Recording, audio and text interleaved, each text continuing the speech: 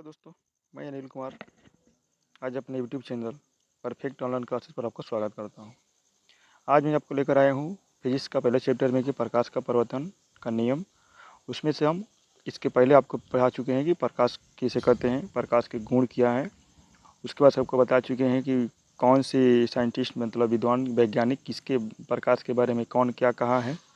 इसके बारे में हमको जैसे न्यूटन ने कहा कि प्रकाश की कणिका सिद्धांत के आधार पर प्रकाश के परावर्तन तथा अपवर्तन के नियमों का व्याख्या किया था न्यूटन ने।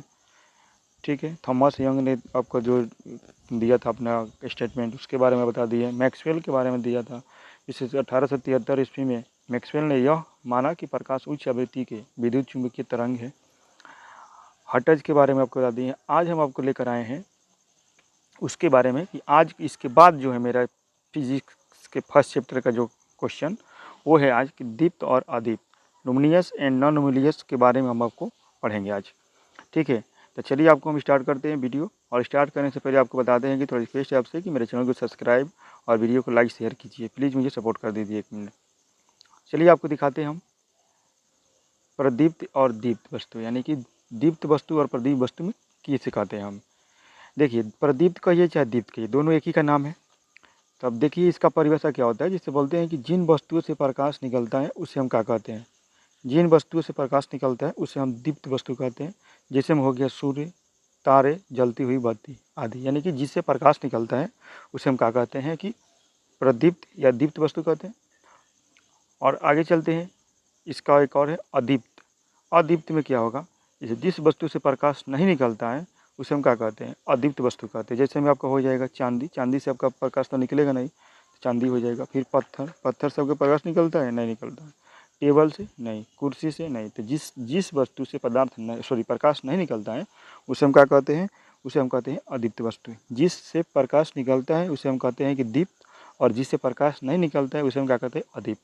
जैसे में आपका प्रकाश नहीं निकलेगा, जैसे चांदी हो गया, पत्थर हो गया, टेबल हो गया, कुर्सी हो गया, जिससे प्रकाश नहीं निकलेगा उसे हम कहेंगे अदीप्त वस्तु।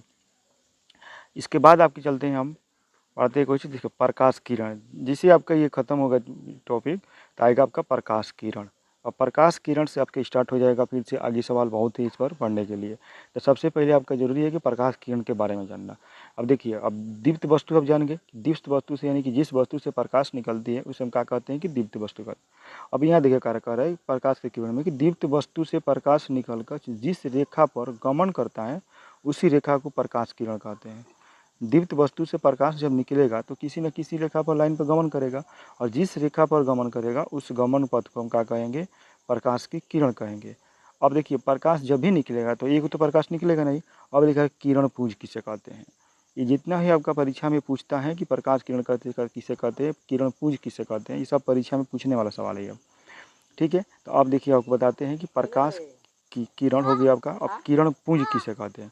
अब देखिए, किरण पुंज में क्या होता है कि जैसे बीम ऑफ रे कह रहा है कि किसी भी प्रकाश स्रोत से किरण, एक किरण नहीं बल्कि किरणों का एक समूह निकलता है। अब देखिए, अब जब भी आप टॉर्च वर्च मारिएगा, जब इस लाइट मारिएगा तो उसमें क्या होता है कि प्रकाश जो निकलेगा उसमें से तो एक तो नहीं निकलता है। जब भी निकलेगा उसमें से क्या निकलता है, प्रकाश का एक निकलता है समूह। अब जिसे कह रहा है जैसे किसी भी प्रकाश स्रोत से एक किरण नहीं बल्कि किरणों का एक समूह निकलता है। किरणों के समूह को क्या कहते हैं, प्रकाश पुंज कहते हैं। किरणों के समूह को किरण पुंज कहते हैं। किरणों के समूह को किरण पुंज कहते हैं। अब देखिए, किरण पुंज पूछेगा कितने प्रकार के होते हैं। तो देखिए, किरण पुंज आपको बहुत से लोग लिखवाते हैं कि 3 प्रकार के होते हैं, लेकिन 3 प्रकार की रियल में होते नहीं। इसको हम कह सकते हैं ऐसे कि किरण प्रकार 3 प्रकार के हो सकते हैं। किरण पुंज 3 प्रकार के हो सकते हैं।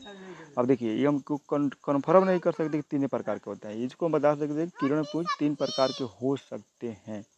ठीक है, अब देखिए कौन कौन होगा भाई। तो पहला इसमें से होगा समानांतर किरण पुंज। ठीक है, तो समानांतर किरण पुंज अब किसे कहेंगे। देखिए, जिस किरण पुंज के सभी किरणें एक दूसरे के समानांतर होती है उसे हम क्या कहते हैं, समानांतर किरण पुंज कहते हैं। यानी कि जिस किरण पुंज के सभी किरणें एक दूसरे के समानांतर होती है, जैसे मान के चलिए स्ट्रेट लाइन समानांतर कभी एक दूसरे को नहीं काटेगी, इसे हम क्या कहेंगे, इसे कहेंगे हम समानांतर किरण। यानी कि जिस किरण पुंज की सभी किरणें एक दूसरे के समानांतर होती है उसे हम समानांतर किरण कहते हैं, किरण पुंज कहते हैं। इसका फिगर आप ये बना सकते हैं इसके नीचे। अब आगे चलते हैं आपका दूसरा है संतृप्त या अभिसारी किरण पुंज। देखिए दूसरा है मेरा संतृप्त या अभिसारी किरण। इसके क्या कहते हैं कि जिस किरण पुंज की सभी किरणें एक बिंदु पर मिलती है। जैसे मान के चलिए मेरा बिंदु होइएगा, ये इधर से आके किरण मिल गई, फिर यहाँ से मिल गई, यहाँ से मिल गई, फिर ये मिल गई, ये मिल गई, यानी कि एक ही किरण पर आकर मिल रही है जिस बिंदु पर, उसे हम क्या कहेंगे, जिस किरण पर आकर मिलेगी, बिंदु पर मिलेगी, उसी को हम कहते हैं अभिसारी या संतृप्त। जिस किरण पुंज की सभी किरणें एक बिंदु पर आकर मिलती है उसे हम क्या कहेंगे, संतृप्त या अभिसारी किरण पुंज। यानी कि एक बिंदु पर चारों तरफ से आकर ये किरण क्या हो रही है, मिल रही है, इसे हम क्या कहेंगे, संतृप्त या अभिसारी किरण पुंज। तीसरा का आपको देखते हैं, तीसरा में क्या दिया, तो तीसरा में आपका हो जाएगा अपसृत या अपसारी डाइवर्जिंग बीम। अपसृत या अपसारी, इसमें क्या हो रहा है, जिससे उसका सेम उल्टा कर दीजिए। अब जिस किरण पुंज की सभी किरणें एक बिंदु से निकलकर आगे फैलती जाती हैं। अब जैसे मान के चलिए ये बिंदु हो गया, यहाँ से किरण निकल के आगे फैलेगी, फिर यहाँ से निकल के फैलेगी, फिर यहाँ से निकल के फैलती जाएगी। यहाँ से एक ही जगह से सब किरण निकलेगी और चारों तरफ क्या हो जाएगी, फैलती जाएगी। तो इसको क्या कहेंगे हम, असृत या अपसारी किरण पुंज कहेंगे। अपसृत या अपसारी किरण पुंज कहेंगे। उसको कहते हैं संसृत या अभिसारी किरण पुंज। यानी कि एक बिंदु पर आके मिलेगी तो आप संतृप्त करेंगे, और एक बिंदु से जब बाहर निकलेगी तो इसे क्या कहेंगे, असृत।